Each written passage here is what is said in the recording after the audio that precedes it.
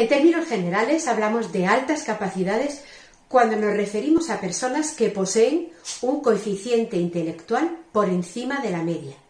Personas que destacan y tienen una gran capacidad creativa en la literatura, en la ciencia, en lo artístico y que muestran una gran implicación en las tareas que llevan a cabo. Pero cuidado, solamente en aquellas tareas que realmente les interesan, les motivan y les atraen. Según la Organización Mundial de la Salud y numerosos trabajos empíricos llevados a cabo en los últimos años, entre un 2 y un 3% de la población tiene alto rendimiento potencial. Aunque es verdad que hay un gran consenso en reconocer que un elevadísimo porcentaje de la población está aún sin diagnosticar. Concretando más la definición anterior, podríamos decir que las personas con sobredotación tienen cerebros excepcionales. Y no tienen cerebros excepcionales porque tengan más neuronas que el resto, sino porque tienen mayor número de conexiones en sus neuronas y estas conexiones van a mayor velocidad. Cuanto mayor número de conexiones tiene un individuo, mayor es la actividad neuronal y por tanto mayor es su rendimiento cerebral.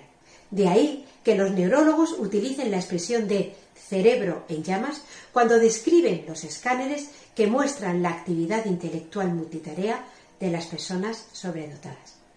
Estos individuos además piensan en forma de árbol, fundamentalmente por su gran curiosidad y su gran creatividad. ¿Y qué es esto de pensar en forma de árbol? Es que una idea conduce a otra y esta otra y esta otra, y todo esto lo relacionan de una forma excepcional, reteniendo gran cantidad de información. Igualmente encuentran facilidad para relacionar y conexionar datos que no tienen que ver unos con otros. Con frecuencia igualmente tienen un déficit de la inhibición latente. ¿Y esto qué es? Son dificultades para jerarquizar y clasificar la información que reciben, la atención, dónde mostrar la atención y la selección de aquello que es importante de aquello que no es importante. Y también son personas que sienten de manera diferente, es decir, tienen una elevada sensibilidad emocional y son muy, muy empáticos. ¿Cómo aprende una persona sobredotada? En el artículo de mi blog que tenéis en el enlace de mi perfil, os lo explico con más detalle. En términos generales, ahora podemos decir que os puedo explicar que aprendemos generalmente en dos tiempos. Primero comprendemos la información y después la retenemos, la aprendemos, la memorizamos, pero después de haberla comprendido.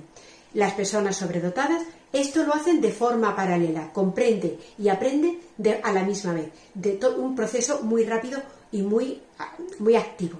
No obstante, la información que les llega, si es redundante y repetitiva, se suelen desconectar, se suelen desmotivar y se suelen aburrir. Y es cuando decimos que están ausentes o distraídos, que seguramente lo estarán, pero es como un mecanismo de defensa para no sentir tedio, para no aburrirse. Entonces es ventajoso que un niño, que un adolescente tenga esta forma diferente y excepcional de sentir y de pensar. Pues la verdad es que no siempre es positivo. En ocasiones puede ser incluso un inconveniente. Hay muchísimas personas que hablan sobre el tema. Os puedo hablar de Jen-Soh Fachin, que es una psicoterapeuta y una de las principales expertas europeas en sobreprotección, que asegura que no siempre es positivo para el individuo sobresalir ni ser sobredotado y asegura que a veces incluso lleva al fracaso personal y al fracaso profesional. Maite Garnica, que es una pedagoga, una colega y la directora del Centro Especializado en Sobredotación, indica que la sobredotación por sí misma no siempre significa ser feliz ni ser una persona exitosa. ¿Por qué? Porque tienden generalmente por la influencia del entorno a cuestionar su valía, sienten frustración, son susceptibles, muy perfeccionistas, son individualistas y a veces esto les lleva a una insatisfacción constante. Por otro lado, a nivel institucional, el Estado ha volcado toda su atención en los niños discapacitados y en los nacidos en familias desfavorecidas. Sin embargo, no ha visto necesario volcarla también ¿por qué no?, en los individuos con sobredotación, cuando se tiene constancia de que entre un 30 y un 50% de los chicos y de las chicas tienen bajo rendimiento escolar o incluso fracaso escolar.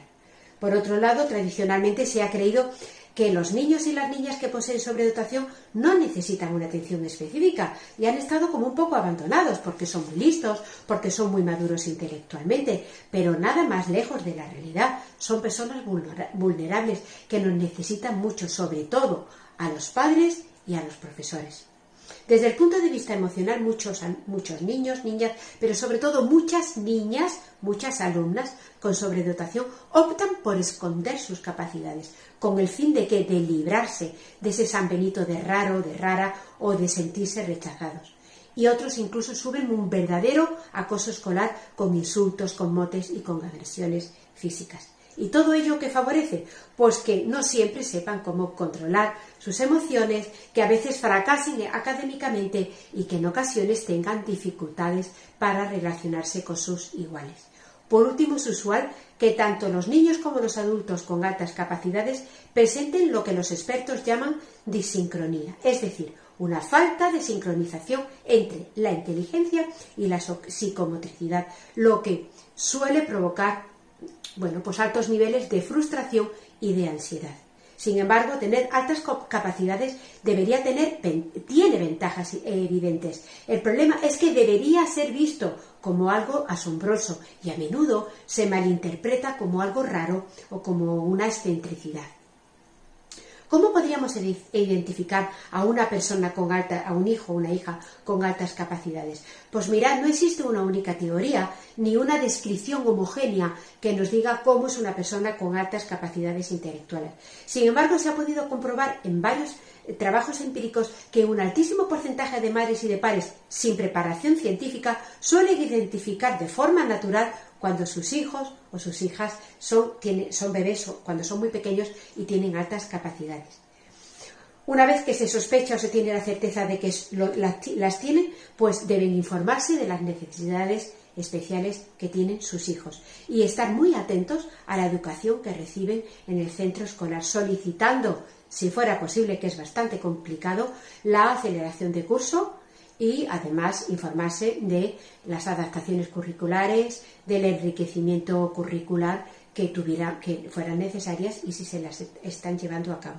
En el artículo del blog, como os decía antes, profundizo en alguno de estos asuntos de los que os acabo de hablar. También os he preparado un pequeñito resumen con algunas señales que pueden ayudaros a determinar si vuestra hija o vuestro hijo pudiera tener altas capacidades. Muchísimas gracias por escucharme y si piensas que este vídeo, este artículo puede ser útil para alguna persona conocida, pues compártelo si te parece oportuno y si no lo puedes escuchar ahora o leer, pues lo puedes guardar para hacerlo más adelante. Por último, 2 preguntas. ¿Conoces a alguien con altas capacidades? ¿Cómo le va en el colegio? ¿Cómo le va en el instituto? ¿Cómo le va en la vida? ¿Cómo le va en el trabajo? ¿Tiene algún problema? ¿Tiene una buena capacidad de adaptación? ¿Es feliz? ¿Cómo se siente? Y pues si lo puedes compartir, si todos compartimos las experiencias que tenemos, que conocemos, pues seguramente nos enriqueceremos mucho entre unos y otros. Muchísimas gracias por estar ahí y nos vemos en el próximo vídeo. Un saludo y pasad un buen día. Hasta luego.